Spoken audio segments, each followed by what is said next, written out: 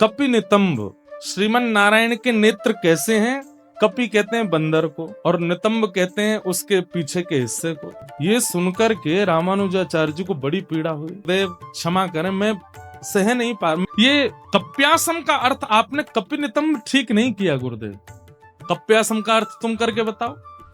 राजा की पुत्री पर ब्रह्म राक्षस आ गया, बड़े बड़े तांत्रिकों को बुलाया गया, लेकिन कोई भी समाधान नहीं कर पाया। तब यादव प्रकाश जी गए और उनके प्रवेश करते ही वो ब्रह्म राक्षस हंसने लगा। बोले तू क्या मुझे हटाएगा, तुझ पर तो और भी बड़ा कलंक पाप लगा हुआ है। बोले अपने ही शिष्य से द्रोह करते हो। अरे भाई, शिष्य गुरु से द्रोह करे ये तो सुना गया, पर गुरु शिष्य से द्रोह, नरक में भी स्थान नहीं मिलेगा। मुझे निवृत्त करने का एक ही उपाय है, इनके शिष्य रामानुजाचार्य जी को बुलाओ, उनके चरण दल इस लाली को पिलाओ, सिर पर छीटा दो, उससे चला जाओ। तो रामानुजाचार्य जी का चरणों तक जब प्रदान किया गया तब वो मुक्त हुए। ये देख करके यादव प्रकाश जी को और गुस्सा आ गया और उन्होंने रामानुजाचार्य जी से कहा, सुनो तुम कल से विद्यालय मत आना, अब हम तुमको पढ़ाना ही नहीं है। रामानुजाचार्य जी बोले जो आज्ञा, नहीं आऊंगा। आपने आज्ञा दी थी तो मैं आया, अब आप मना कर रहे हैं तो नहीं आऊंगा। रामानुजाचार्य जी मन में विचार करने लगे, मैं कांचीपुरी आया किस लिए था? दो कारणों से आया था। एक तो कांचीपुरी स्वामी जी से मुझे उनका सत्संग करना था, दूसरा मुझे इनसे पढ़ना था। अब ये तो मेरे जीवन से चले गए, निश्चित ही मेरी ही कोई कमी रही होगी जो गुरु मेरे जीवन से चले गए। तब कांचीपुरी स्वामी जी के चरणों में जाकर के रोने लगे, बोले अब मेरा कौन सहारा है यहाँ पर?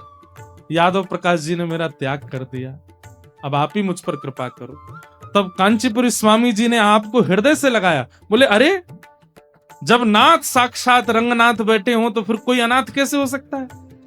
अरे तुमने तो त्याग नहीं किया ना अपने गुरु का, गुरु ही तुमसे चिढ़े बैठे हैं, तो फिर इसमें तुम क्या कर सकते हो? और वो श्रेष्ठ गुरु है नहीं जो अपने शिष्य से चिढ़ जाए। अब तुम्हें हम एक सेवा देते हैं। बोले क्या सेवा? बोले पास में एक सरोवर है, वहां से नित्य जल लेकर के आया करो ठाकुर जी के सेवा के लिए। कुछ दिन उन्हीं के पास रहे। रामानुजाचार्य जी का मन था कि मैं रंगनाथ जाकर के श्री यामुनाचार्य जी से गुरु दीक्षा ग्रहण करूं, पर ठाकुर जी नहीं चाहते थे। ये दोनों मिल गए तो पूरी पृथ्वी का उद्धार कर देंगे, जीवों को तो वैकुंठ भेज ही देंगे, ये पृथ्वी के कान में भी मंत्र बोल करके पृथ्वी का भी उद्धार कर देंगे। बोले इन दोनों का मिलन नहीं होना चाहिए। तब रामानुजाचार्य जी पहुंचे तो श्री यामुनाचार्य जी की 3 उंगलियां बंद थीं और वे वैकुंठ धाम प्रस्थान कर चुके थे। तब आपने 3 संकल्प लिए। पहला संकल्प क्या लिया? श्री वैष्णव मत का प्रचार और संसारी जीवों का हरि चरणों में शरणागति कराऊंगा। ये बात सुनते ही आपकी एक उंगली खुल गई। दूसरी बात आपने कही, ब्रह्म सूत्र और विष्णु सहस्त्र नाम पर श्री भाष्य लिखूंगा, दूसरी उंगली खुल गई। तीसरी बात आपने कही, द्रविड़ भाषा में, दक्षिण भाषा में लिखे हुए श्री वैष्णव परंपरा के ग्रंथों को मैं संस्कृत में बद्ध करूंगा, कहते तीसरी उंगली खुल गई। मतलब उनकी एक प्रकार से भावनात्मक दीक्षा तो यामुनाचार्य जी ने कर दी। रामानुजाचार्य जी ने प्रणाम किया, लेकिन नाराज हो गए। रंगनाथ भगवान से बोले आपने मेरे गुरुदेव से मिलने नहीं दिया, मैं अब आपको नहीं देखूंगा। चले गए वहां से। ठाकुर जी बोले आज यामुनाचार्य जी गए, शोक का दिन है और शोक के अवसर पर रामानुजाचार्य आए हैं। मैं अभी बाहर आकर के वो सब भाव प्रकट नहीं करूंगा, मैं तो तब रामानुज को मिलूंगा जब आनंद का उत्सव हो रहा हो। अभी रामानुजाचार्य जी गए, शोक है इसलिए अभी रूठ के चले गए, कोई बात नहीं हम मना लेंगे बाद में। रामानुजाचार्य जी वहां से वापस आए और फिर यामुनाचार्य जी के ही 5 शिष्यों से रामानुजाचार्य जी ने अपने संपूर्ण सिद्धांत को ग्रहण किया। कैसे? श्री कांचीपुरी स्वामी जी से आपने सेवा पद्धति सीखी, ठाकुर जी की सेवा कैसे होती है।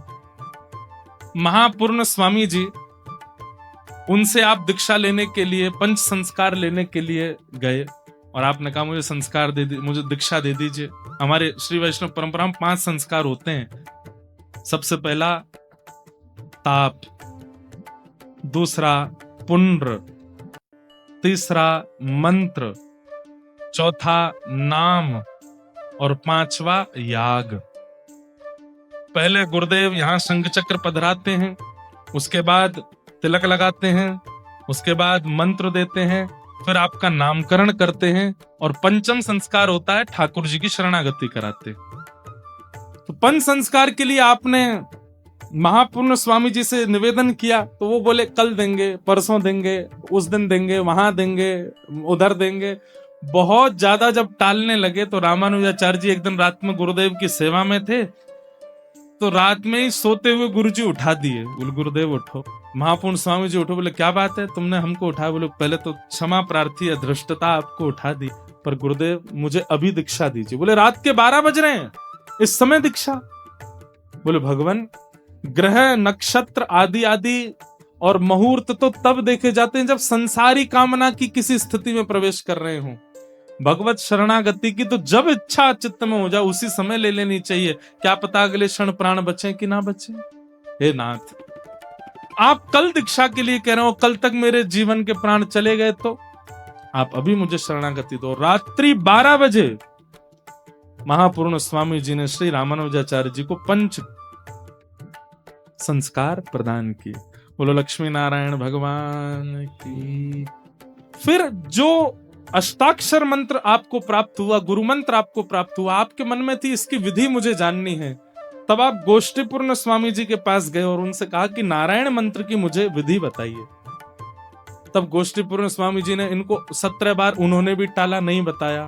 तब अंत में आपने कहा कि गुरुदेव बता दीजिए। तब 18वीं बार उन्होंने जब नारायण मंत्र का आपको भाव बताया और उसके बाद जैसे ही आपने गुरु मंत्र का जप किया, आपको सुंदर कपूर की सुगंधी आने लगी, सुंदर केसर की सुगंधी आने लगी, चंदन की सुगंधी आने लगी, दिव्य प्रकाश आपके मुखमंडल पर आने लगा।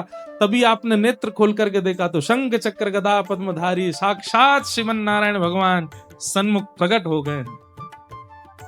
कमल नेत्र हैं ठाकुर जी के, मधुर मुस्कान है, सुंदर मुकुट धारण किया हुआ है, अद्भुत माला गले में धारण कर रखी है। चरणार विंदों को देख करके तो मानो जैसे ऐसा लगता है कि कमल हैं और हम भौरे बन करके लिपट जाएं इनसे।